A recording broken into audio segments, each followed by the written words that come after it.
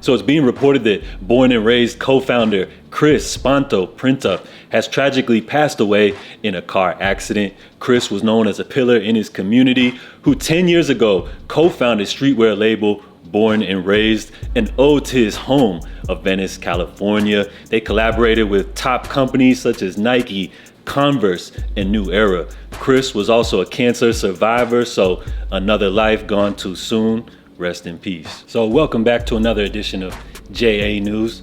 I feel like anytime we hear some of these tragic stories, it's always a reminder that life is too short. So for today's show, we're going to be talking about the upcoming release of the Born and Raised Nike SB Dunk. We're going to be discussing this week's sneaker releases, and stay tuned. We have an interesting YEEZY update. So make sure you guys drop a thumbs up on this video. It helps out the channel tremendously. And if you're new here, be sure to subscribe. I'm dropping new episodes of JA News weekdays, Mondays through Fridays. So let's go ahead and get straight into it. So before his untimely passing, Chris gifted the entire 2023 graduating class at Venice High School a brand new pair of his upcoming Born and Raised Nike SB Dunks. An incredible move, a W way to market your brand new upcoming release. Can't say anything bad about that at all. Now, even before his untimely passing, this was a highly sought after sneaker, an upcoming dunk that people were really excited about. But as you can imagine, with the unfortunate news,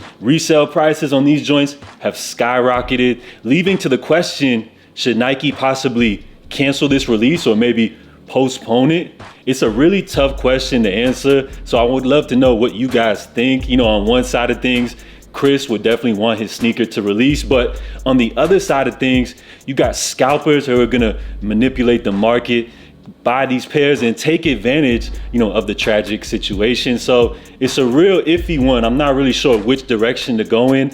I would love for Nike to find a way for fans to actually be able to enjoy these sneakers the way that Chris intended to, but then again, at the end of the day, they're just sneakers. So I feel like Nike should just still go ahead and go on with the release. I just wish that scalpers would stay away from this one. Now, in terms of this week's sneaker releases, we got a couple of interesting drops coming up from New Balance. So coming up Thursday, June 29th, they're gonna be releasing some new colorways from their Teddy Santis Made in USA line, featuring a new purple addition to the classic DMV staple, the New Balance 990 V4. Now, this colorway may not be for everybody, but releasing the following day, we got the new Action Bronson 990 V6s dropping Friday, June 30th. Now, these, on the other hand, once again, one of the more hype releases of the year from New Balance. So if this thing goes anything like previous drops, expect these to sell out super fast. And not to get your hopes down, but it looks like any hype release on the New Balance site, gets extremely botted out. So just want to wish everybody good luck trying to cop these joints. So also dropping this week, we got the new Nike Nocta Glide, but we're gonna just refer to those as the new Drizzy joints.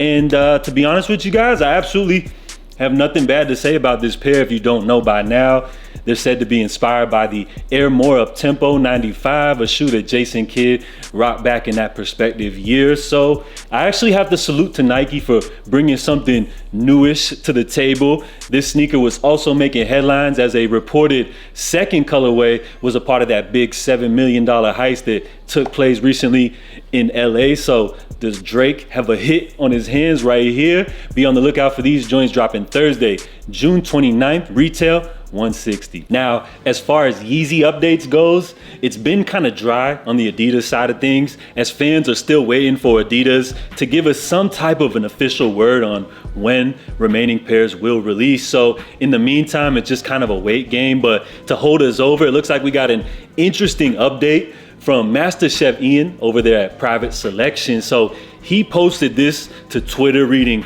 "World's first look, unseen YEEZY foam runner, as well as Jordan 1 Low Royal." So you guys already know when I saw this, I was super hyped.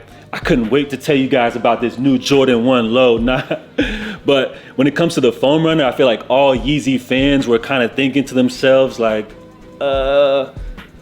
should we tell him the MX Moon Gray foam runner already released like roughly about 2 years ago or so? So then on the other hand, could it be that maybe this is a restock? Maybe Adidas has printed more pairs of these. If you guys don't know, I feel like when it comes to his connect, this dude right here shows so many early pairs that his connect must be at the factory level, which I feel like he's probably getting newly manufactured pairs. So could it be that we could be getting a restock of this Yeezy that originally released back in 2021? I feel like nobody would be mad at that at all, as this is one of the more sought after Yeezy foam runner colorways. You know, being as it released about 2 years ago, resale prices a little ridiculous for a piece of foam that retails at 80 bucks. So I feel like it would be a great idea for Adidas to drop these. I feel like this was one of the first MX patterns that we got.